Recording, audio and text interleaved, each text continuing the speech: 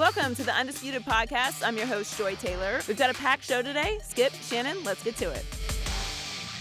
Welcome to Undisputed, live from Los Angeles. I'm Alex Curry here with Skip Bayless and Shannon Sharpe. Good morning, guys. Good morning, Alex. Thanks for coming back. Thanks for having me back. Yeah, thank you. You look nice in your red dress. Good to see you again. It's been such Shannon, a short she can see right through your See act. through what, Skip? It's just so transparent.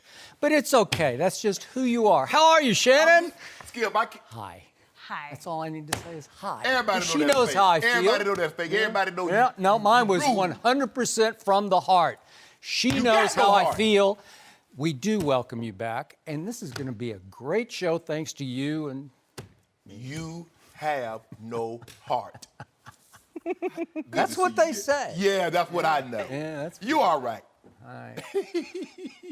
Well, I love it. Our friend Michael Rappaport is coming Yeah. up later in the show. But let's get started with LeBron. He officially signed his 4-year deal with the Lakers yesterday, but apparently coming to LA was not a guarantee. Sixers managing partner Josh Harris said LeBron, quote, considered us very strongly. The Sixers met with LeBron's agent at the start of free agency, but he ultimately decided to become a Laker. Shannon, do you buy that LeBron strongly considered going to the Sixers? I absolutely do, because there are only really 3 teams in this running, Skip. He already knew what the Cavs presented. He knew the practice schedule. He knew the coaches. He knew everything about the Cavs. So he didn't really have to formally meet with them, although I believe LeBron and his representative, Rich Paul of Clutch Sports, I believe they kept the Cavaliers apprised of what was going on throughout the process. So now we're basically down to 2 teams, the Sixers and the Lakers. He sat down. He had a meeting with the Sixers. Okay, we have Joel Embiid. We have Ben Simmons. Although, just for the record, I don't think LeBron. Well, I'm was saying Rich Rich Paul Okay, did. all right. Sat down with him, Right. and they, okay, this is what we Yes. have. This is what we can potentially do, and this is how we would move forward. This is how you would fit, and how we would fit around you. Yep. Okay, I'm sure he liked what he heard, and then he sat down with Magic Johnson of the Lakers. LeBron actually had the meeting with Magic. But Skip, LeBron James was in an unwinnable situation. If he stays in the East, Alex, he doesn't, because this is the only way that he can be into the conversation with the GOATs. He has to continue to go to finals in the Eastern Conference. It's a cakewalk. Now he goes to the Western Conference. Not only does he go to the Western Conference, he's in the very division that the Golden State Warriors reside in. Now he doesn't want to win championships. So how does he win? If he stays in the East, it's a cakewalk. He should go. Now he goes to the Western Conference in the very division that the powerhouse juggernaut Warriors reside in. Oh, he's just comfortable. Now he's just trying to live out his remaining days like the man 100 years old, like he moved to Florida, and all he wants to do is be an assisted living facility with his heels kicked up. He's only 33. He's still the best player in the game. He believes that Magic Johnson, he trusts Magic, he trusts Rob Pelinka, that they're going to be able to surround him with the pieces he needs to not only go out and compete, but to win a title. So I absolutely believe the Sixers were in the running, but it just came down to lifestyle and fit. He felt moving forward, the Lakers would present the better chance for him to win a title and put the kibosh on all this other talk. Because you and I both know when he wins, not if, when he wins this title, you know what that means, Skip. What's he going to be, 39 or 40 when he wins that title? Is he be coming off the bench for the Lakers? I to win was- that title? Huh? So you just being 15 rude. minutes a night? I don't know. I don't see it. How about this here? He will win a title before his 36th birthday. Bet due on that. I've already bet you for next year. Yeah. And I'll bet you for the next year. Unless I've told you, if he gets Kevin Durant, all bets are off. All I'm saying is LeBron James will have another title before his 36th birthday. Okay. Well, he's going to need a lot can more take- help than he's got right take now. that to the bank. Okay.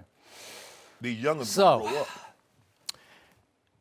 I do not believe that LeBron James, quote unquote, strongly considered Philadelphia. I'll give you considered. I will not give you strongly, because you know and I know he met face to face with only one other human being, and that is the human being known as Magic Johnson. Magic was on his doorstep, 12:01 Eastern Time on that Saturday evening, 9 here Pacific.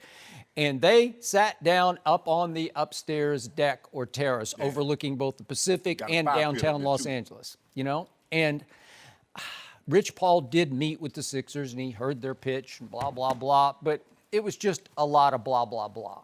I don't think in the end that LeBron ever really, truly, heart-to-heart considered going to Philadelphia. In the end, this decision was about his priorities as he enters his 16th NBA season. If the priority had been reaching a 9th straight NBA Finals, there is no doubt what this decision had to be. It had to be go to Philadelphia. It had to be stay in the Eastern Conference because you have to admit, I mean, you try to poo-poo it, but it's the easier path to the finals. Am I right? You make it seem like he can't get to the finals in the West. Well, next year, want to bet due on that? No, I'm just saying.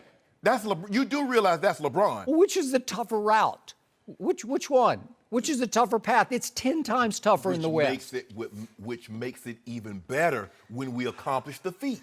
Okay, but obviously, if you're going to get back, if you're building the legacy to chase Michael Jordan, that I got to 9 straight finals, 10 straight finals, maybe 11 straight finals, whether you won or not, even if you wind up 3-9 in the finals. Okay, well, let me ask you this. But you kept getting, and that you can make the case. Look how many straight I got to, okay, right? well, let me ask you a question. Which would be a greater feat, going to 9, 10 straight finals or winning the championship coming out of the West? Which would be a more impressive feat? I'll take the West. Oh, exactly. Yeah. So that's what he did. Yeah. Well, he hasn't done it yet. He's going to do it. Okay. That's, all right. He had, first of all, in order for him to accomplish this feat, he had Yeah. to go to the West. So that's step number 1. 2 and 3 will happen. Okay. But silver platter was sitting right there for him in Philadelphia because he could have joined forces with the second best player in the East, Joel Embiid, to give them 1 and 2 in the East. And he could have joined forces with, obviously, his client, Ben Simmons, and Dario Saric, and maybe they could have found room. That's not his client. Yes, it is. They work. Skip, Well, it's stop. his client. It is not. It is. Is he LeBron- not the CFO of that organization, the chief financial officer? Rich Paul Okay. is the agent. Who supplies the financial backing for Clutch Sports? He's his own backing now. Who? Rich Paul. Oh, okay. All LeBron did was give them a platform. Okay. Rich Paul and Mims and Maverick Carter, he gave them a platform, Skip. Now give them their credit. Does LeBron James recruit for Clutch Sports? Sure he does. Hell, they what you call them? CAA. They have recruiters. Okay, well, that's fine. I'm just saying he is part and parcel Yes, of Clutch Sports. it happens. Okay, so Ben Simmons is his client. And maybe they could have re-signed J.J. Redick. Maybe he would have had to take less money just for the shot at getting to an NBA Finals, maybe winning a championship. And by the way, in Philly, LeBron could have named his own GM. He could have named himself GM because they're still without He doesn't a GM. want that anymore. Okay, well, I'm just saying it was Never had it. silver platter. Would his family have loved living in the Philadelphia area? No disrespect to the Philadelphia area, but no, they would not have loved it, especially when they now own 2 homes in Brentwood, which is just, about 3 miles from where we sit right now on the Correct. west side of Los Angeles. And so clearly, priorities at this point scream for LeBron to choose lifestyle and second, career opportunities. He wanted to live in Brentwood. I can't blame him for that because it is a great place. It might be the best place in this country to live. And he wanted to live near Beverly Hills and near Hollywood, which he now does.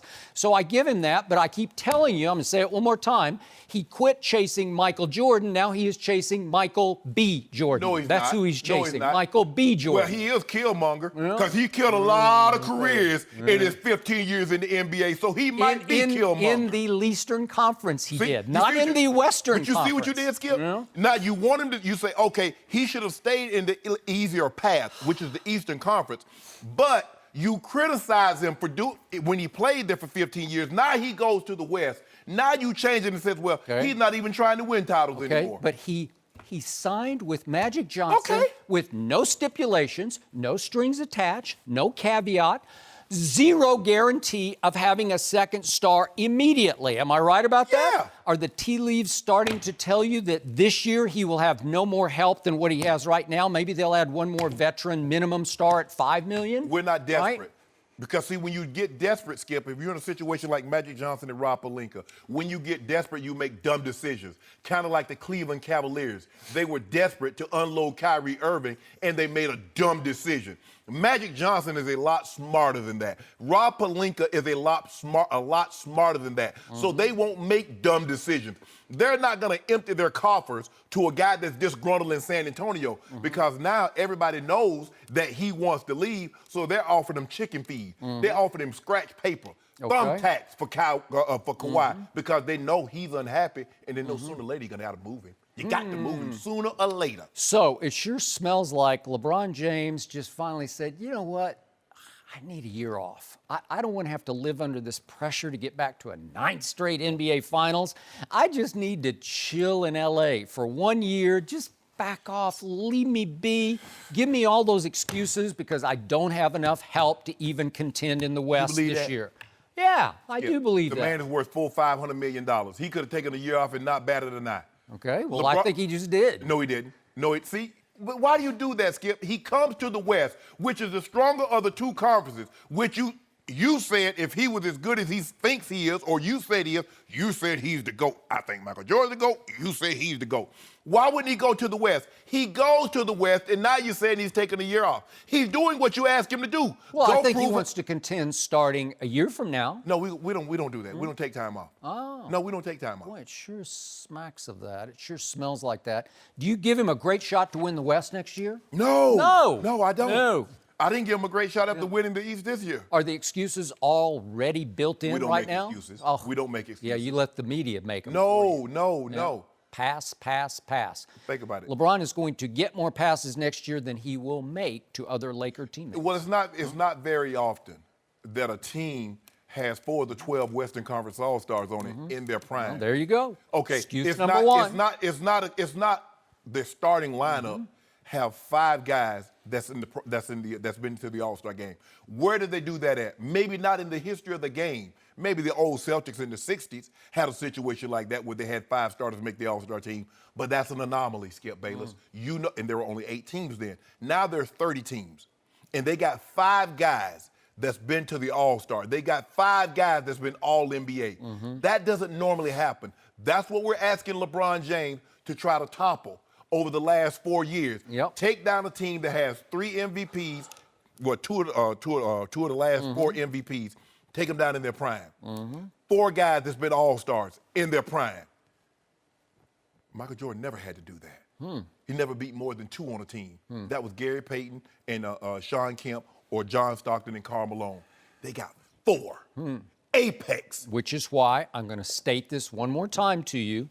The odds are that LeBron is going to get swept by Golden State in the first round next year because they're going to be the 8th seed versus the 1 seed. We got due on that. So you're just talking crazy right now. No, I'm not talking crazy. You already said 54 wins next year. No. We checked the tape on that one. Yeah, we got to check the tape. I think I put about 5 cases on 54. I said they're not going to lose more than 25, 30 games. So 30 games would be 52. There's no second star. Don't worry about that. Interesting. Need 2 stars. So, I'm going to suggest to you that the faster way to dethrone Golden State, this is given Kevin Durant staying in Golden State. What if he finishes his career in Golden State? It's still a distinct possibility. Yes. What if he says, we got a dynasty cooking here. I'm just going to let it cook here for the next 5 years, okay? And I don't think Kevin wants to play more than about 5 more years. He just doesn't seem to be made the way LeBron is built for the long haul, where he wants to play up to 40 years of age. So what if he stays 5 more years? Then for LeBron, who has about 5 years left in his body, I hope, for his sake, I got to knock on wood. He got more than that, but he won't take them. Okay, well, whatever. The quickest way to dethrone Golden State was to go to Joel Embiid, because those kids in Philadelphia, that's nuclear. They are on the verge and on the rise, and they could have risen up, and through the Eastern Conference playoffs, you could have dethroned Golden State in the finals. If those kids are as good as you say, shouldn't they have beaten the Celtics without Kyrie and without Gordon Hayward? They should have. That was a huge upset, and every game was close. And you remember what happened, and Bellinelli made that shot, but his foot was on the line, or that would have changed that series. It was very close. They're just babies. They'd never been in that situation before. They looked dominating against Dwayne Wade and company in Miami in the first round. I was highly impressed. Really? Yep. Really. And after that, the general manager said Hassan Whiteside needs to do better. He must do better. He got to get in better shape. That's what Pat Riley said immediately after the finals. No, I got the first round loss. Yeah. So are you putting your stock in the Heat? Yeah. Did you see Dwayne Wade in that game in the fourth quarter at Philly? What was it, game 2? Yeah. The Kevin Hart game. Remember that one? Yeah, that's one game. That's the fourth quarter. Yeah. They did have 4 of the games. Yeah, it took that for them to win one game. Exactly. Yeah. Philly, it was the avenue. That's not what he wanted. If you're chasing Michael Jordan, that's the way you go. So let me ask you a question. I already think he's in front, but I think in order to get more distance is winning a title coming out of the West. Distance? He's 3-6 in the finals, and he's going to get more distance. More distance. On who? He'd go already. The GOAT in Cleveland, maybe? No, Skip, here's the things. If we're going to just say it's about rings, the discussion should start with Bill Russell, and there's no more debate. If it's about rings, if it's solely about rings, is that what we're making it about? Is it about rings, yes or no? No, we're talking modern-day basketball. Okay. Yeah. Damn, what they play with back then? Twine? I mean, what did they bounce back then? Was it not a basketball? So we're going to disregard all that happened before. So now it's not about rings. See, you see what you did? In order to fit your situation in, you say modern-day basketball because you don't want to make it about rings because Russell has 11. And see, you want to make it about rings, and a lot of people make it about rings because they want to be in an advantageous situation against LeBron. But if you take the totality of it, which I tend to do, I don't know why we're having this discussion. But So anyway, do you think LeBron's better than Bill Russell? Yeah. Yeah? Yeah. You got him as the all-time GOAT, so he's better than all those Bill Russell rings at 3-6. All I'm saying is if you're making it about rings, which you choose not to do because now you want to preface it by saying modern era. All I'm saying is, Skip, if that's what we're going to do and we're not going to take totality of a person's work, then what are we talking about here? Because if that's the case, I mean, Kareem has 6 rings. Kareem has 6 MVPs, which is 1 more than Michael. He has about 6,000 more points than Michael, probably about 10,000 more rebounds than Michael. So what are we talking about? Oh, let's do scoring titles. Michael won 10, LeBron's won 1. Wow, that's. But he's going to. LeBron's going to continue to separate. But let me ask you a question: was that his goal? Michael was a scorer. How many times did Michael lead his team in assists? Could have if he'd chosen to. So are you telling me LeBron couldn't have led? He still averaged 5 a game, which is pretty good. Like playoffs, 5, and LeBron's averaged what, 6? No. Playoffs? I don't know. But hold on, are you telling me LeBron couldn't have led the league and scored had he wanted to more? I don't think so. He's never been much of a shooter. Michael made himself a very good shooter from distance. The fact of the matter is, LeBron averages what? 4 shots fewer per game. He has a higher field goal percentage. So let's just say, for the sake of argument, he takes the same amount of shots, and he's a 50% field goal guy. That's 4 points. He's 27.3. That would be what? 31.3, which would be more than Michael's 30.1. If we're just doing that. But I don't want to do that, Skip Bayless, because that would be so unfair. Yeah. Let's just look at the 27, 7, and 7, which he's averaging. Yeah, and let's look at the fact that LeBron has played with more All-Stars, had more All-Star teammates than Michael Jordan had. Interesting. Hold on, Skip. Interesting. So are you telling me that the guys that he played with, so Pippen, so where would you rank Pippen as a defensive player? Where would you rank Rodman as a defensive player? Because you do know Rodman was on the first. They had 3 of the 5 guys in '96 that were on the all-defensive first team. Yeah. They had 3 of them. The Bulls did. By the time Dennis Rodman got to Michael Jordan, he was at the end of the line. So explain, he wasn't what he was before. So explain to me, how did he make first-team all-defense his first year in Chicago? If he was back. It's called reputation. I was there, and he was not in great shape, and he wasn't what he used to be. The dude averaging 15, 16 rebounds a game. Well, I hate to say, when has Dennis Rodman not been in great shape? I don't know. First, and I don't want to get too far. We've already got off topic. But the mystique of the Lakers, Skip. The Sixers are a good team. Wilt played for the Sixers, and Dr. J and Charles Barkley, and that's a nice little lineage. But that ain't Mike and going back to Minneapolis. That's not Jerry West. That's not Magic, Shaq. Kobe, Jabbar, I got Chamberlain. it. No, he chose. He deserved that. to be up there in those pantheons I told with you purple before, and gold. LeBron James was born to be a Laker. Yeah. He just looks right in the purple and gold. You're from LA, right? I mean, So 100% agree. So in order, I got that. to give but he had to choose to take a year off. he- He knew what was coming. No, he didn't take no year off. He's got Stop the highest, saying that. He's got the highest IQ in He basketball. does. He saw exactly what was coming or not coming. and he says the best way to do this is that I'll get even more praise when I take this team down before the finals. Keep them from getting back to the finals. Oh, really? Yeah. This coming year? No, I didn't say that. Okay. Well, that's all I'm saying. He just said, I need a year off. I'm mentally worn out. Oh, so what? He gonna average 15 points a game now? No, he'll have a good year. In fact, he'll have a better shot at winning MVP next year for a mediocre team because he can be the whole show. So when is 50? There's no Kyrie next year, Hold and on. there's no Kevin Love next year. So when was Kyrie wasn't there last year? Yeah. Well, I'm just saying this is going to give him the stage to himself. Staples stage will be LeBron going solo. Do you know? Have you not seen? Since he's gotten to the league, the stage has been his. He's the king. He's the chosen one. He's 8 straight finals, 9 in 15 years. 3 and 6.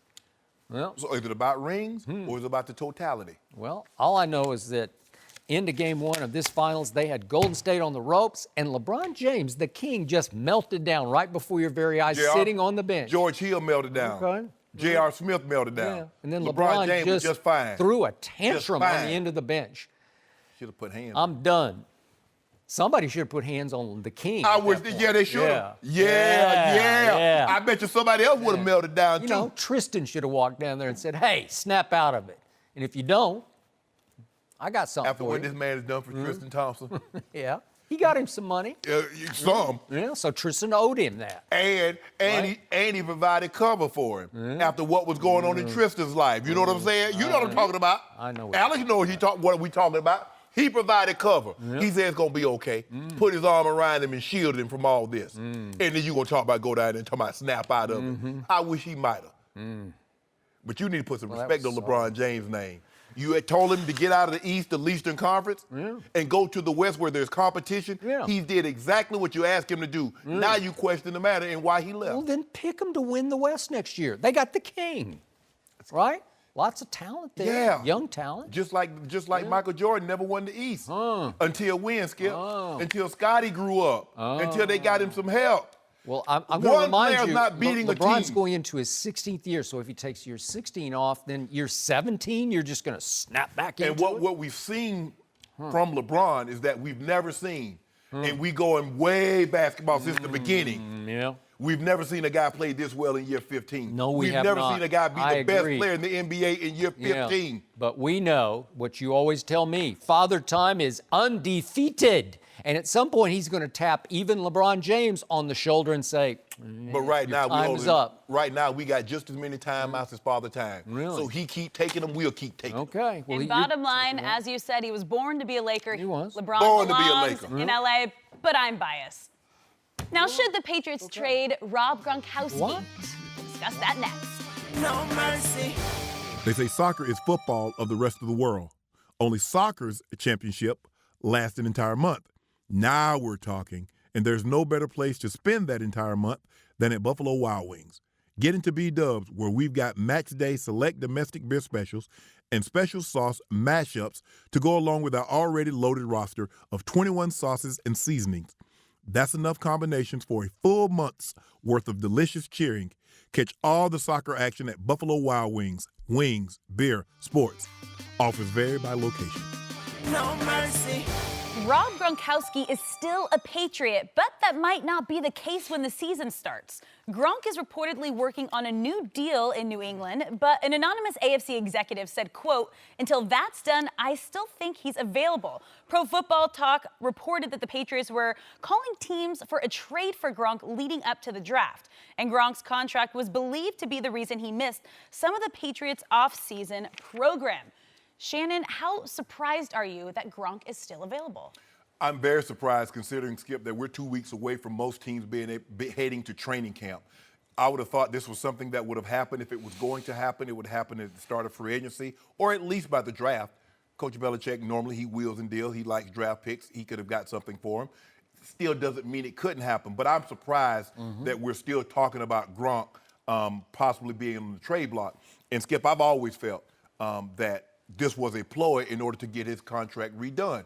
I believe Gronk has outperformed his contract, so he should have it renegotiated. Because I'm of the belief, if you underperform and a team can release you, if you overperform that contract, they should, fairly recompensate you for that. I believe that. Skip, Coach Belichick is from the old school. He believed once a player starts talking about retirement, well, mentally they're retired. And Coach Belichick doesn't like to be caught or left holding the bag. He normally gets the drop on players. He normally moves on from them before they're able to move on from him. And when Gronk put this series of events in motion, well, I don't know. They asked him after the Super Bowl. He's like, I don't know. I'm going to have to, my body, talk to my family. Coach Belichick, so you think about retiring? So that put a series of events or chain of events in motion in Coach Belichick's mind. Well, I need to, if you're not going to retire on me and not have me get anything for you, I can move you. I believe this is a ploy on Gronk's part to get a contract extension, but it's also he's pushing back, Skip. He's upset that, this all came to a head when Coach Belichick took away some of the privileges of the trainer, Alex Guerrero, who works with Tom Brady, who also now works with Gronk.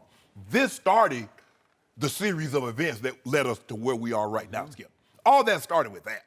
And then obviously the Jimmy Garoppolo, so forth and so on. But I'm shocked, Skip, that we're having this conversation 2 weeks before training camp about Gronk potentially still being on the trading block. I'm stunned by this. And I also believe that this trade is still on the front burner, not on the back burner, but on the front. And I'm going to remind you, about a month ago, there was a report up in New England, which was shot down by the Patriots PR staff. But it said that there were offers on the table for Gronkowski from the Titans and the 49ers, both teams with connections to Belichick, obviously.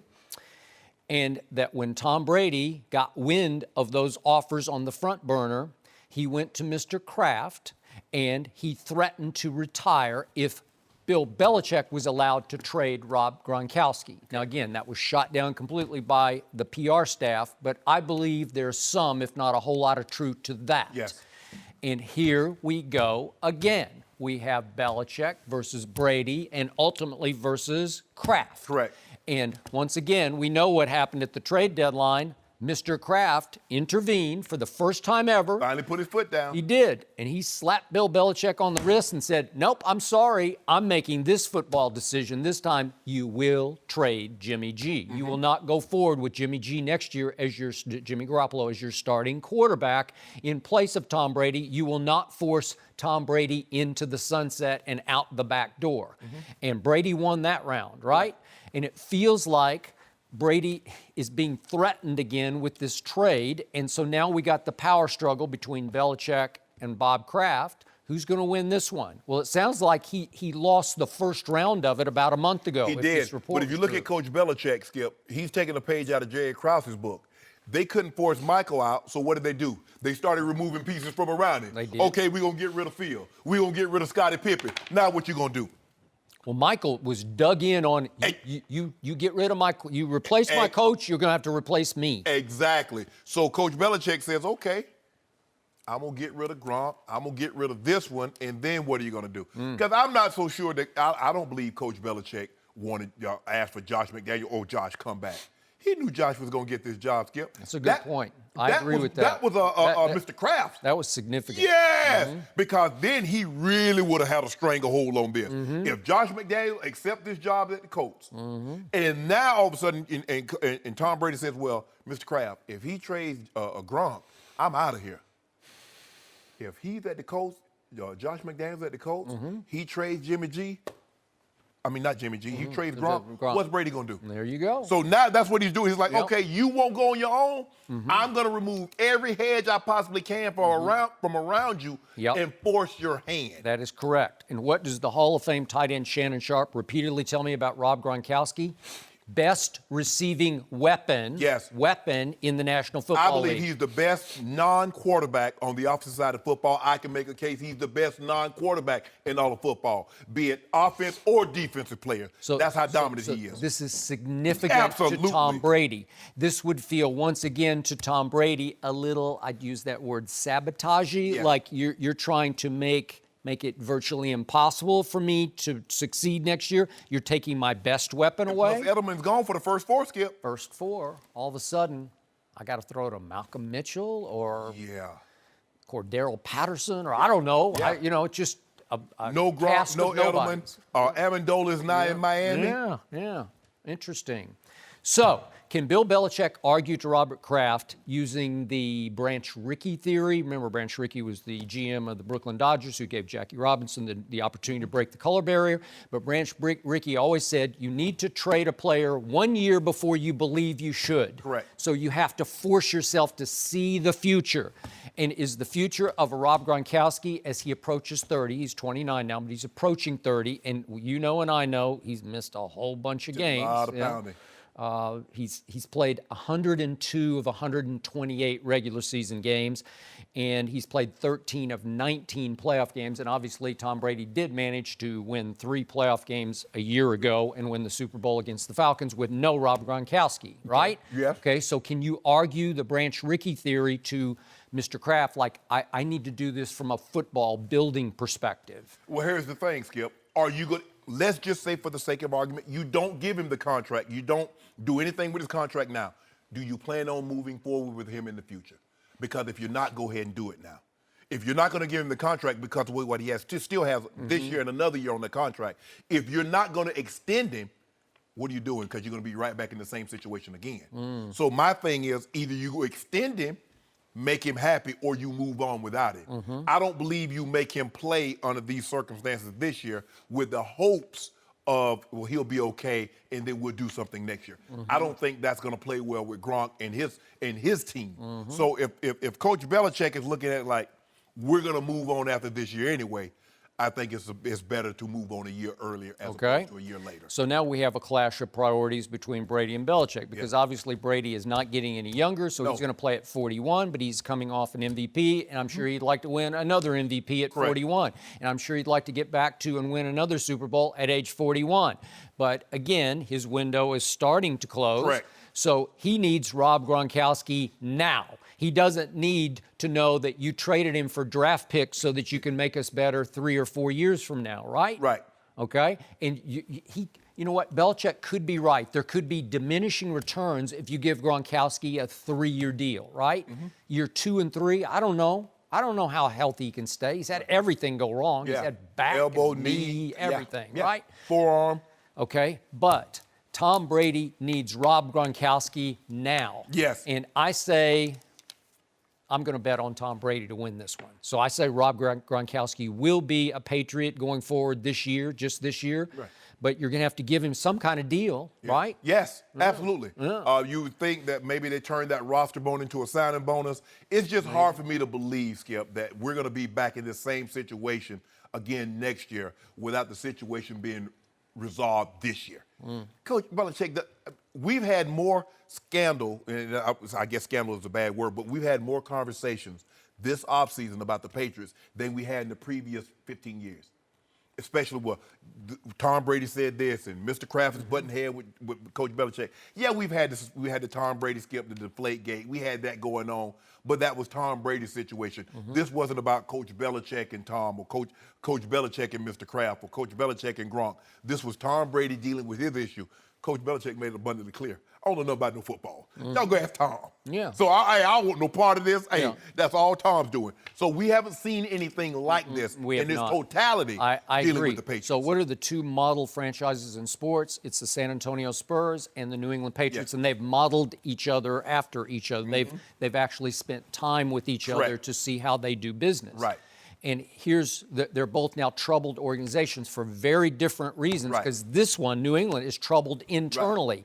The other one just has a player that they took a long shot on in the draft who was not anywhere near what he became, and then all of a sudden he went south on them, and they don't know what to do with it because they've never had a superstar player, a potential superstar, suddenly just say, I'm out, I want out of here. The thing is, but Tom is giving a little pushback too, like, you know what, that Patriot way, I kind of like the TB12 method myself. Yeah. I kind of like doing my own thing. You know, I can do my thing in Qatar. I can do my thing on a yacht in Monaco. I don't really need to be here. So we're starting to see him push back a little bit, Skip. We are. Where we had never seen this before. Not be, hey, okay, yeah, he's had previous engagements, I'm sure. But to be openly and blatantly with it on social media, throwing a football from a camel's back, or riding a camel, or throwing a football from a yacht in Monaco, we don't normally see Tom Brady be this openly.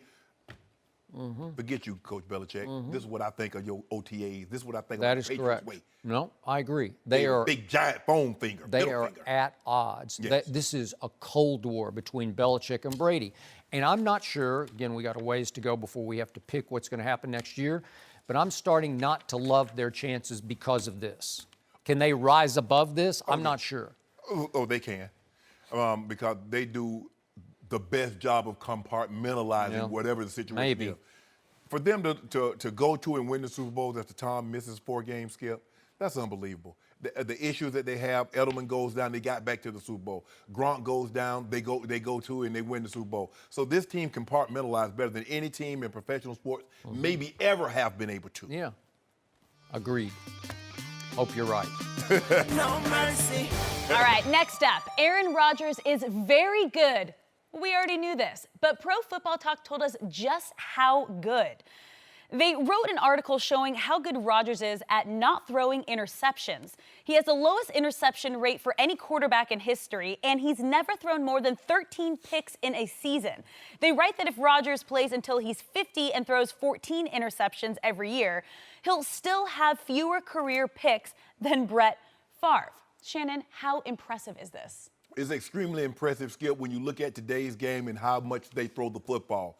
In years past, or he had a name like Check Down Alex. I feel bad for giving him that name, Check Down Alex Smith, but he does not like interception, Skip, so he's willing to check the ball down to the line of scrimmage to make sure it's not in harm's way. Well, Aaron Rodgers is throwing the ball down the field. Skip, he has 313 touchdowns and 78 picks. I'm going to give you, because I like to give context, Alex. He became a starter in 2008. Tony Romo, in that same time, has 85 INTs. Tony Romo hadn't started a game in 2 years. The dude has fewer interceptions than Mark Sanchez, who came in a year after Aaron Rodgers became the starter in Green Bay. Let that sink in for just a second. Skip, this is unbelievable, the way he throws the football. In a minimum of 1,500 attempts, he's the only guy that has a 4-to-1 touchdown to interception ratio. Brady, as great as Brady's been, Brady's only 3.02 to 1, which is great. Which is great. But that's third best. Skip, do you know if I told you, what if I told you, Skip, the guy that has of a minimum of 1,500 attempts, what guy has the second best touchdown to INT ratio? I guess nobody at home could tell me. The guy doesn't even have a job. Colin Kaepernick. Has the second greatest, a minimum of 1,500 attempts. Skip. He has the second greatest touchdown to INT. Doesn't have a job. But back to Rodgers. By the way, he beat Aaron Rodgers in a playoff game. Twice. At Aaron Rodgers. He Twice. Beat him at home and beat him away. And hung 181 rushing yards. But Skip, let's not get too far from it. The mere fact that the guy's only had double-digit interceptions twice in his career. His first year starting, he threw 13 and hadn't approached that number since. We've seen the guy throw for 45 touchdowns, 4 or 5 picks. And 7 straight years of fewer than 10 interceptions, Skip, that's unheard of. With the amount these guys throw the ball. And look, we look at Andrew Luck, he throws the ball, he's a turnover machine. Big Ben Roethlisberger, Skip, he puts up big numbers, but he's a turnover machine. For Aaron Rodgers to throw the ball as much as he does and not put it in harm's way, because between the journey and the destination, a lot of things can happen. It can get tipped at the line of scrimmage. It can slide through the receiver's hands. It caroms off. We've seen funny things happen. Somehow, he's been able to guard against that. This is unbelievable. Like I said, I played with Dan, played against Dan Marino, went to a Pro Bowl with him. I thought he was the most gifted thrower of the football I had ever seen until I saw this young man. Skip, Nobody. He's not that young anymore, but go ahead. Well, he's young to me. but this young man can spin the ball as good as anybody ever. I believe he's the greatest thrower of the football ever. The greatest thrower this side of Tom Brady. No. Tom can't see this guy. Yeah. Tom can't see this guy throwing the football, Skip.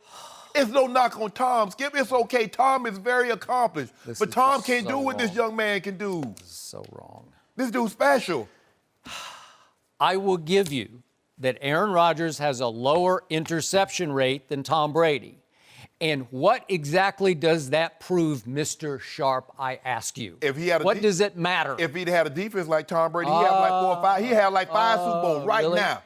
I care about results, and the results tell me that Tom Brady is in a whole nother echelon from Aaron Rodgers as a winning quarterback, as a clutch playmaker, because if you want to talk about winning rate as opposed to interception rate, I'll take Tom Brady. If you want to talk about clutch playmaking rate in fourth quarters of Super Bowls, I'm going to take Tom Brady because it ain't even close. Let's just start with this. Tom Brady has taken his team to 12 AFC championship games and won 8 of them. That's unheard of. That's outrageously Kind of like LeBron James, huh? Well, 8 out of 12. It's not 3 and 6 in the. Whoa! 8 out of 12. Okay, but Tom Brady's 5 and 3 in the Super Bowl, so that's not 3 and 6. No, I'm just. You shouldn't have done that. That was a mistake. I'm just saying. Hold on. You know, doesn't he play in the? Don't put LeBron James in the same sentence with Tom Brady. Doesn't he play in the AFC? Yeah. Doesn't he play in the Leaston? Yeah. No, that's not the Leastern. You can say his division is AFC the Leastern. least. Okay, I give you that. Yes. But the AFC is not least. The whole AFC, because you still have to run into Baltimore and Pittsburgh and. Really? When last time Baltimore made the playoffs? No, I'm just saying they've been his nemesis. The Jets were his nemesis for a while. Pittsburgh. He has Pittsburgh number. All I'm saying is Skip. So wait a second. He's trying to distract me from the point. Go ahead. Aaron Rodgers. Okay. NFC Championship games, he's made it to 3, and he's won 1. He's 1 and 2 in NFC Championship games. And by the way, the one he won was at Chicago against Caleb Haney. And Aaron Rodgers was pretty pathetic in that game by his standards because his QBR for that game was 58 on a scale of 0 to 100 because he threw no touchdowns with 2 interceptions that game and barely survived Caleb Haney to get to the one Super Bowl that he played in and won because Troy Polamalu had a pulled hamstring and could not run. And we know my friend Ryan Clark, the other safety, couldn't run healthy. So sorry about that, Ryan. But I'm just saying. But why you do that? Hold on. I'm just telling you it was easy. That was shooting fish in a barrel for Aaron Rodgers. That's the only Super Bowl he's ever gotten to and the only one he's won. If you don't mind me asking, as great as Tom Brady is, when his defense gave up 40 points, what was the outcome? He had 505 yards. They had 634 total yards. Coach failed to play Malcolm Butler 1 snap for no apparent reason and gave up 41 points to the Eagles' backup quarterback. I know. And Tom Brady was throwing for a playoff record, 505 yards, not a Super Bowl record, an all-time playoff game record. Yes. 505? Yes. Really? Hey, you remember the game, Skip? Wow. I remember hearing you talk about it. I was watching you that day. I said, I'm going to watch and see what Skip has to say about this. Aaron Rodgers lost a playoff game in overtime to the Arizona Cardinals, 51-45. He threw for over 400 yards, had 4 touchdowns. Skip Bayless says if he's that guy, he has to win that game, Alex. I remember just like yesterday. Did you or did you not say that? You have to beat the Cardinals? Come on, you can beat the Arizona Cardinals. Well, hold on. Last I checked, Kurt Warner's in the Hall of Fame. Prior to Tom Brady, the last 2. Oh, that was his first playoff game you're talking about. Yeah. Aaron Rodgers, yeah. the first one. But you say he's that guy. Because everybody talking about you, but you say he's got to win that game. Yeah. All I'm saying is, Skip, is that you need a defense. If your defense, it doesn't matter. As great as Tom Brady was, and he was all-time great that game. I mean, he was dealing. But guess what? Once you fall behind, if you can't get stops, you can't score enough points to catch up. And that's what Aaron Rodgers will have to face. I mean, think about it. They gave up 37 at home to the Giants. They gave up another 30, 40 points to San Francisco. You're not going to consistently win games if you're giving up high 30s, 40s in the NFL. I don't care how great your quarterback is. Ask Tom Brady, when you give up 41 points, what happens to you? So I want to ask you and all of your supporters to let this sink in, this number I'm about to give you. What you about to give me? In the fourth quarters of Tom Brady's last 3 Super Bowls, just in the fourth quarters alone, he's 38 of 52. That's 73%. In just 3 fourth quarters, he's thrown for 421 yards. These are the last 3 Super Bowls that he's played in. 4 touchdowns and no interceptions. Those are outrageously great clutch numbers in 3 games that hung in the balance throughout the fourth quarter. You cannot find that. That is off charts. That is not human. And that's Super Bowl, right? That is way out of Aaron Rodgers' league. That closes the case. This guy is so much better than Aaron Rodgers ever dreamed about. Hold on. That's Super Bowl, right? I just want to make sure just Super my Bowls. notes. You know, I'm talking about Seattle, Atlanta, Philadelphia, against those 3 teams. And the Legion of Boom was, I don't know, all-time top 5. And Atlanta had the hottest playoff defense. And then Philly had a top 5 defense. And he shredded all 3 of them in fourth quarters. If you don't mind me asking, against Seattle, how many points did the Patriots defense give up in the fourth quarter, if you don't mind me asking? I don't know. 0. In fourth quarter in overtime against the Falcons, how many points did the Patriots defense give up? 0. Against the Eagles in the fourth quarter, how many points did the Eagles score? I think they scored 6, I think. I don't know. So with that, felt like they scored 21. So with that, okay, maybe okay, I'll give you 10. But that just goes to show you. See what happens? 0 points. Tom Brady could do his magic. 0 points. In overtime, Tom Brady could do his magic. Now all of a sudden they get to 10 points. There's no magic in the cape. Guess who's holding on to the football and keeping defense off the field in the fourth quarter? Tom Brady's throwing for 124 in the fourth against the Legion of Boom, and then he's throwing for 246 against Atlanta in fourth and overtime. 246 yards, and a lot of it is third down ball control, zing, first down. But here's the thing. 3rd and 8, 9 yards. But here's the thing, though, Skip. The difference between what Seattle and Atlanta did, what Philly was able to do and those teams weren't able to do, is that when they got the ball back in the fourth quarter, they were able to get points. See, Seattle couldn't get points. You got the lead at some point in time, you still got to score. Atlanta had the lead. Think about it. Atlanta had a 28-3 lead with 8 minutes left in the third quarter. They did. So, And then Tom Brady happened. So 23 minutes left, they scored 0 points. Seattle, for 15 minutes in the fourth quarter, 0 points. You see what happens? It doesn't matter how great Tom Brady is. If that defense doesn't come up with 0 points, they don't win. Time of possession, Brady. Okay, let me ask you a question. How much time of possession did he have? They had 500 yards. You see what happens, Skip? If your defense can't stop anybody, even the great Tom Brady, once he falls behind, can't do enough to come from behind.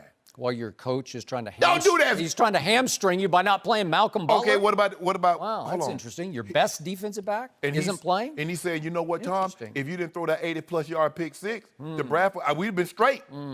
So, what does your restaurant do? It's all about serving only W's, right? Juicy Lucy's in Minnesota for Tom Brady. Since Aaron Rodgers won an only Super Bowl, he's 5-6 in the postseason. 5-6, that means only 5 out of 11 times could he even gotten in the front door of your restaurant. That's not very good. You check out what his defense. What's his defense? Yeah. Well, look who he got to play. Look who he beat in those 5 games. He beat Joe Webb. He beat Kirk Cousins. He managed to escape because Des Bryant was ruled not a catch. He beat the Giants after Odell took all the receivers to train on South Beach on a yacht. He beat the Giants. Y'all can't beat the Giants in the playoffs. Well, I'm just saying. And then Mason Crossbar saved him at Dallas. Don't he do did. that. Don't do he that. saved him at Jerry World with a 56-yard field goal and a 51-yard. These are the 5. I just gave you 5 wins that were highly shaky. If you don't mind me asking, can you show Way to go, Aaron. Can you show a Tom Brady highlight in his first 10 years without having Adam Vinatieri in there somewhere? No, but did he put him in position to kick the game winner? Yep, he did. You know what, Skip? I've been waiting for you to do this for the longest time, and I get out and walk them into this trap. No, Look at me. I'm sweating over here. You see what you do, Skip? I think we need to wrap. No, we don't need to rap. I heard Healy say nothing. You see what you just did, Skip? Now, you keep saying that all Adam Vinatieri did was his job, but Tom Brady put him in position. He did. All Ray Allen did was his job after LeBron put him in position with that 16-point fourth quarter and those 3 assists. LeBron missed the shot to tie the game and send it to overtime, and he missed it so badly badly. He LeBricked it so badly, it bounced long, and Chris Bosh got the rebound and kicked it to Ray all Allen. I'm saying is You LeBron- like that? Was that a call play? They saying- called that play in the huddle. LeBron, you missed the shot badly. All okay? I'm saying, they were down by 10 entering the fourth. They scored 30 points in the fourth quarter. LeBron had Stop 16. it. He assisted on another 6. Yeah. So 22 of the 30 points they had in the fourth had LeBron Way to thumbprint on go. them. So he put Ray Allen in position Way to to go. do Ray Allen's Way to job. go, LeBron. All right, And this way to go, argument Aaron. could go on forever, but we need to move on. One NFL owner made a controversial statement yesterday. We're going to discuss that next. No mercy. Arizona Cardinals president Michael Bridwell and some of his high school classmates wrote a letter to members of the U.S. Senate supporting Brett Kavanaugh to be the next Supreme Court justice. Bridwell's endorsement was tweeted from the Cardinals' official account, and Kavanaugh was nominated by President Trump last night. Bridwell and Kavanaugh were high school classmates at Georgetown Prep in Maryland in the 1980s. Shannon, what is your reaction to this? I thought politics and sports, Skip, was bad for business. That's what they said. So are we or are we not doing sports and politics moving forward? I just need to know. But I'm glad this came to fruition the way it did, Skip Bayless, because it can just goes to show you how hypocritical on certain issues the NFL can be. I just wish Eric Garner, Philando Castillos, Tamir Rice would have had someone of such prominence that could have written a letter to Congress or to the president on their behalf. That's a very good point. That's not just what I wish. And everybody's gonna say, well, Shannon, that's his friend. I mean, they went to high school together. Yep. Eric Reed was supporting his friend, Colin Kaepernick. What did he get him, Skip? It got him without a job. That is correct. You see, the thing is, Skip, it looks to me that politics is bad for business as long as the players are doing the politicking. As long as we're doing it, we're in ownership, we cool. You see, Skip, the thing that the owners can't see because there's no lack of diversity. You got two difference. You got 32 owners. Virginia McCaskey, Miss McCaskey, she owns the Bears. Shad Khan, who's of a minority. So of 32. So now you're not going to get a whole lot of different views on situations like this because it doesn't affect them. You say, well, Shad Khan's a minority, but when you worth $6 billion, police brutality and the social injustices that we see doesn't touch you. Yep. Miss McCaskey is not going to have to worry about these issues that Colin Kaepernick originally took a knee for. So this is the second time that we've seen someone in a position of authority. This happened to be the owner, Michael Bidwell. I don't know if he's the owner now. I know his dad did own the team. President, he's the president. Yeah. And John Elway, my former teammate and general manager of the Denver Broncos, endorsed Neil Gorsuch. He did? What about hold on, Skip. I've heard so many owners, I even heard the commissioner say, people come to sporting events to get away from politics. Skip, I went on the Arizona Cardinals website. Yep. I wanted to see when I was going to be able to catch a practice. Maybe they're going to have an autograph signing and I might be able to get Larry Fitzgerald autograph. And lo and behold, I got to see this politics. You do. I was going to sports to get away from politics, and they brought it back to me. You see how hypocritical that can be, Skip Bayless? You got it. Or why someone would deem that being hypocritical? I get, oh, that's your friend. Oh, he friend. Eric Reed said that was my friend too. But this is what we're starting to see. Players, and I'm speaking now to the players of the NFL, and I'm speaking to African Americans. They tell us we're supposed to be able to only cape up for kin. But what we're seeing, they'll cape up for skin. Because Michael Bidwell is not related to Kavanaugh. That's a friend. But see, these issues matter to them. This matters to them. So they'll support this. Yep. What Colin Kaepernick originally took a knee for, what Malcolm Jenkins and Michael Bennett and all these other guys, that doesn't affect them. So they have no time for it. This is NFL. This is embarrassing. I want you to know this is very, very embarrassing. It is. I hope they see it. I doubt they'll really care. That's the thing. They see it, but you had to hit the nail on the head. Don't care. Unfortunately, Michael Bidwell has become the classic hypocritical white billionaire owner speaking out of the other side of his mouth. Yeah. When it served his purpose. And I'll give him a small break because he's all fired up about his high school classmate getting nominated to be a Supreme Court justice. I'll give him a small break for that. But in his exuberance and his excitement, he has crossed a dangerous line. And he's now using the team website to applaud a controversial nomination that some of his fans will not agree with. I don't know how many, and I don't really care, but I'm pretty sure some of his fans won't agree with this nomination. And he's forcing his politics on fans on a website, to your point, that's supposed to be only about football, right? It's only supposed to be Arizona Cardinal football, but he used that for his purpose. And it's just so wrong. It's so unfair, but in his exuberance and excitement, he lost sight of that. Maybe he didn't, but I think he did. Because if it comes from Skip, if you just send that to Cardinal, if you just send that to Congress and it says Michael Bidwell, well, if you don't follow football, you might not know who it is. Yep. But when you put that stationary, now all of a sudden that's the game changer, Skip. You know, if Michael Bidwell had applauded his longtime friend on his personal Twitter site, maybe you'd say, maybe you'd shrug and say, well, okay. That doesn't carry the weight. It doesn't carry the same weight as the team website. And you know and I know this is going to anger, once again, a bunch of NFL players. Absolutely. And some of those players will be the employees of one Michael Bidwell, and they will be residing in the Arizona Cardinal locker room, and they're just, this is just more fuel on a fire that does not need any more fuel on it, because it's about to flare up again, and this will only incite it. Well, we've had an owner say we cannot have the inmates running the prison. That was not the correct term. It's supposed to be inmates running the asylum. So basically what Mr. Bidwell said, and some of the owners feel the exact same way, when we say politics are bad for business, or we don't want sports and politics to mix, we're talking to you. Remember, we run the asylum. We're not talking to us. And I know people say, well, Shannon, if you want to do this on. No. All I'm saying is this. If this is going to be the rule, let this be the rule. We're not going to mix both. But you can't say we're not going to mix both. They're bad for business, and then you turn around and then bring this to the business. So which is it? Either it is or it isn't bad for business. Either we are or we aren't mixing politics and sports. I just need to know. Let me know what side of the fence I need to stand on, and then if I need to shout from that side of the fence, that's what I'll do. But if we're going to jump back and forth, I just want to jump back and forth with you.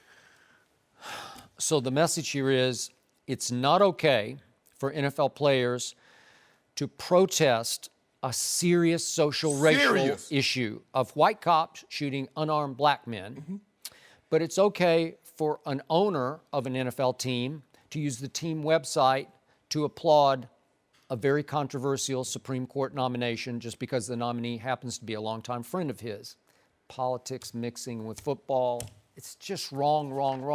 But Skip, for me, that's a friend. It tells me more about the players that will go to bat for a cause that they don't even know these people. They have no relationship. They didn't go to school with Tamir Rice. They didn't go to school with Eric Garner. They didn't go to school with Philando Castile. They have the only vested interest is that the skin color, and they see the injustices going on. That tells me something about the person, not you trying to support your friend. Y'all went to school, you go back 40 years. Okay, fine. I'm sure I would have done the same thing. But I'm not going to try and suppress someone else from trying to do the right thing and support a cause that's more than worthy. But they don't deem this cause worthy, Skip. That is correct. They don't deem it worthy because J.J. Watt took a week to raise $40 million for the flood victims. Give him credit. He deserved it. But they deem that cause worthy. They deem Colin Kaepernick's cause and those fighting for that unworthy. And so we changed the narrative. He was supporting a friend. Congratulations. But Colin Kaepernick, it was about he being disrespectful, about he didn't respect the flag, he didn't respect the country. It's just, this is so ridiculous. I love the NFL, Skip. I really do, because a lot of what I have, Skip, is because of the NFL. I was able to take care of my grandmother and my family. You got it. But sometimes the things they do and what they say don't coincide. And it's so disappointing and it's so frustrating. Just let me talk. I just want to talk to the commission and the owners. Just let me talk to them. Just give me 5-10 minutes of your time. Okay, my last silver lining, I'm going to say it one more time. I still say Colin Kaepernick had dramatic impact on this country. Yes, absolutely. He did. So that's the great takeaway of all this, for what it's worth. I agree. Keep it separate. Now, should LeBron have chosen the Sixers over the Lakers? We'll discuss that with Jim Jackson next. No mercy. LeBron officially signed his 4-year deal with the Lakers yesterday, but apparently coming to LA was not a guarantee. Sixers managing partner Josh Harris said LeBron, quote, considered us very strongly. The Sixers met with LeBron's agent at the start of free agency, but he ultimately decided to become a Laker. We are joined by FS1 NBA analyst Jim Jackson. Would going to Philly have been a better move for LeBron? No. I mean, and because we're talking about LeBron James. Right. We're not talking about a normal free agent that's probably looking to join another team to help enhance what they're doing to win a championship. LeBron James has already proven that wherever he goes, the situation turns around, i.e. Miami. Again, he went with Chris Bosh and Dwayne Wade was there, but then when he came back to Cleveland, it's the same thing here. We're talking about a transformational player who himself has put himself in the position in his teams to be successful. Is it what we're looking at, like a Chris Bosh coming in right away or a Kevin Love coming in right away with the Lakers? No. But he understands that it's a long-term plan. And I'm all for the challenge of him going to the Lakers, knowing what he's up against. Right. There's legends being hung. I mean, jerseys are hung and statues. Out front. To be able to go to go to a team like that and say, you know what, I want to challenge myself in the West to try to do this, I think it says a lot about him. Now, again, it was a dual situation. It was lifestyle, but it was also professional. And to me, now go back to Philly, though, I don't think he was as close as the owner said it was. I think it was maybe in the 20% range, not highly likely, not in the 50, 60% range, but I love the move by LeBron. Well, you got a meeting, so that meant something. Rich Paul didn't meet with anybody else other than, you know, he kept the Cavaliers. I believe he kept the Cavaliers abreast of what was going on. Mm-hmm. He didn't really need to sit down with them. He had been there for 4 years, and prior to that, he had That's been there leverage, too, though, for Ben Simmons down the line. Yeah. So he was already, so he's very familiar with the Cavaliers. So there's really nothing to sit down and discuss. Mm-hmm. I know what the practice schedule is. I know the type of offense. I know, all you can do is really talk to me. This is what we're going to try and do, blah, blah, blah. Basically, it was a two-team race. Houston didn't get a meeting. Nobody else got a meeting. So basically, now LA probably liked their chance a little more going into the meeting than the Sixers. But they got a meeting.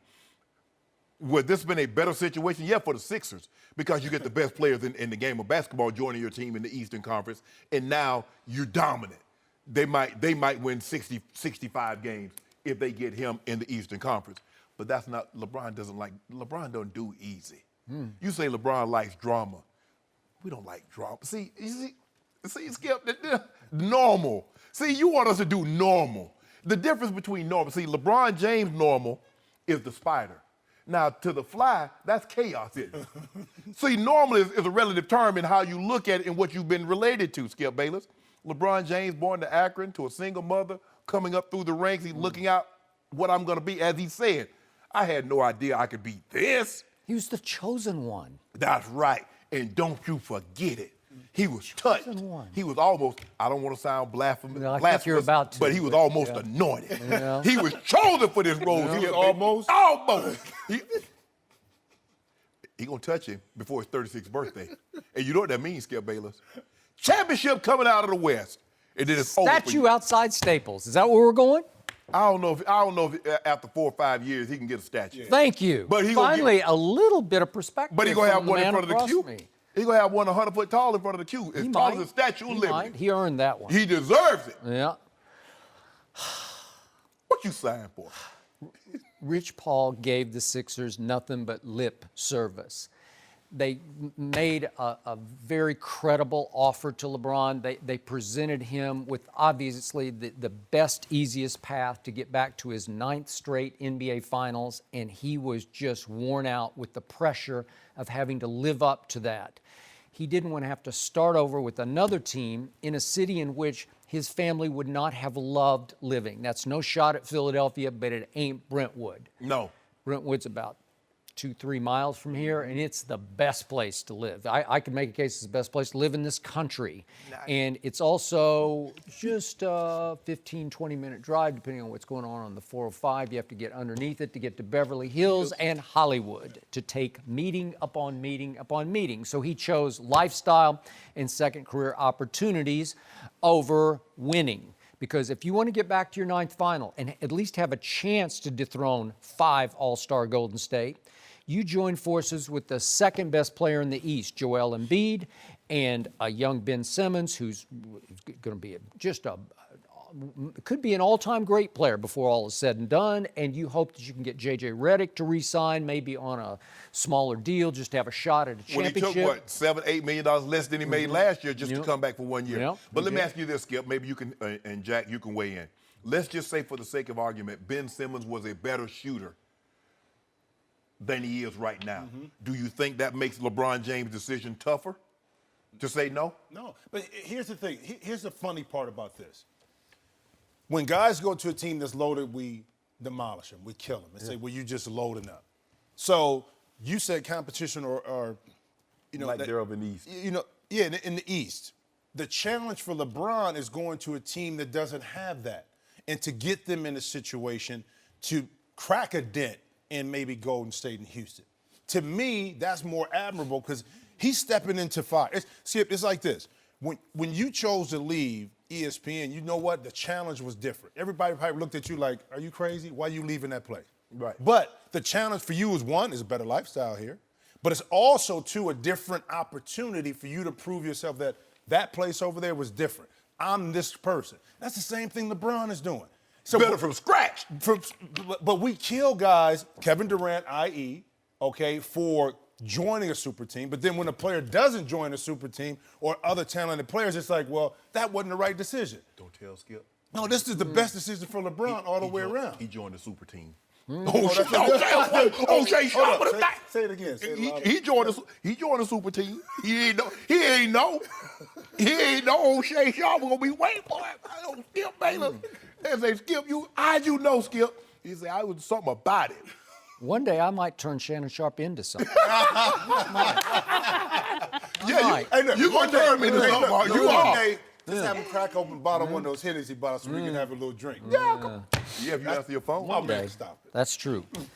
So you tell me that LeBron James always does it the hard way. Yeah. So he stays in the Eastern Conference and goes to Miami to join forces with Dwayne Wade, who's still in his prime, even though at the end of his prime, and a Chris Bosh, who's right in the middle of his prime. And I'd say that would work under Pat Riley, right? Yeah. So that's the easy way to me. And then he goes home, I'm coming home, to rejoin forces with Kyrie Irving and Kevin Love in Cleveland. Well, that's not the hard way. That's the easy way because you're, again, the prohibitive favorite to win the Eastern Conference. And you were favored all 8 times that you got to the NBA Finals. And I give you, that's hard, man. It's a lot of pressure. It's a lot of burden. Shoulders get sore carrying all that load. And finally, he just said, I need lifestyle. I need second career opportunities. I need Magic Johnson. And I need a year off. That's what he just said. I have no contingencies. There's no caveat here. There's no stipulation. I want no guarantee I will have a second star immediately in Los Angeles. I just need a year off to chill. I'm going to have a good year offensively, just as he had last year. I don't doubt he'll be just as good, if not better offensively. It'll be more his solo act show on the Staples stage. I think he can make an even stronger run at MVP. But they will not challenge Golden State. They will not be a serious contender, as is, unless there's another no-look pass that you talk about from Magic. If there's some big deal out there that I haven't seen coming, then all bets are off. But right now, all bets are not on the Lakers to even begin to threaten Golden State. Dame Dollar looked real good in that. It would, but Skip, how is there? It's always going to be pressure on LeBron. LeBron. It's always going to be. It's always going to be pressure. I don't care what it is, because the expectation level, whether they're going to get there or not, is that immediately the Lakers are a contender in the minds of a lot of people. We know realistically that that's not the case. But when you carry that burden as LeBron James, the best player for the last 10, 12, 13, 14, 15 years, whatever it may be, no matter what happens, if he stays in Cleveland, the pressure to get back to the Eastern Conference Finals and championship is there. Whatever team he had went to, whether it was Philly, whether it was Houston or L.A., it was going to be I don't care if he doesn't have anybody on the team. Because you know what they say? Well, you took this Cleveland team with not a deep roster to the finals. Well, we need you to be able to take this Laker team to a deep second round, to a conference finals. The pressure is always going to be there. Always. LeBron, Skip. And because you know why he did this? Because they said it can't be done. And when they tell LeBron James it can't be done, they said a kid from Akron can't grow up to be the best player in the basketball in the world. What are they telling him can't be done now? He can't go to the Western Conference and win the NBA title. Mainly you trumpeting that cause. Well, but he's going to show you and others like you. I think that was a rhetorical question. He's got one chance and only one chance. No, we got more That than is Kevin Durant leaving Golden State and joining LeBron in Los Angeles as a Laker. If that happens, I'll give you a shot. No, we're going to do it with him there. Well, Yeah. you and who? Boy, we got something. Yeah. I trust Magic. Yeah. I trust Magic Johnson. Yeah. Magic Johnson said, I'm going to get 2. Now, he got 1. He got the biggest prize, you know, when you go to the fair, and they had that big old teddy bear. Nobody ever wins that teddy bear. I was like, how does somebody win that teddy bear? Well, Magic Johnson got the biggest teddy bear at the fair that's ever been awarded. And LeBron James. Now we're going to get one of those small teddy bears that's more capable that, you know, you can get them.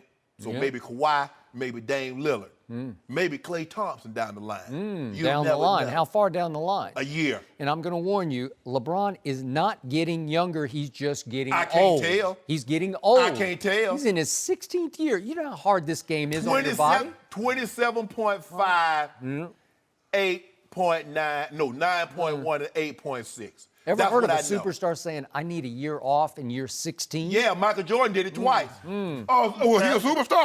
Did he choose to I get didn't see that. Nope, he did not.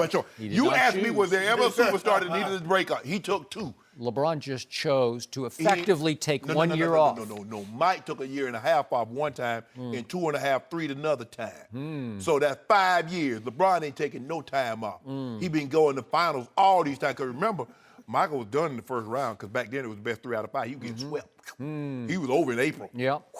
Who's undefeated? Father Time. That's what Shannon Sharpe always tells me. So when is Father Time going to tap LeBron on the shoulder? When is it going to happen? He got the Heisman pose. Does he? Holding it On off. Father Yeah, holding Father Time off. Wow. Yeah, he had the TB12 method. Him and So Tom. he's just superhuman. He's got that vibranium going. No, but I do agree with that. I think the window is shorter. Yeah. I do believe that no matter how great he is, I mean, we think he's superhuman. Eventually, you're going to see a decrease in the abilities. And I saw it a little bit when LeBron going to the basket and finishing or not finishing at times. But I do believe that the plan for the Lakers all along was 2019. If they could get a free agent this year to go along with LeBron James, get it. But culturally, now they change a little bit with LeBron, and they understand what it means to win. They're under his tutelage for a year. Now you go get a Jimmy Butler. You go get a Klay Thompson. You get somebody in 2019. Yeah.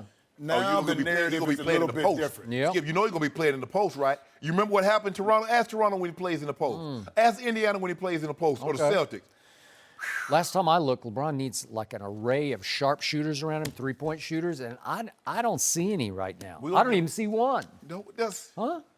It's not what you see that should concern you. It's what you don't see. He's a magician. See Now this you hand, see the it, other? now you don't. I'll say it again. LeBron belongs in LA, Jim. belongs. Thank you so much You're for welcome. joining us.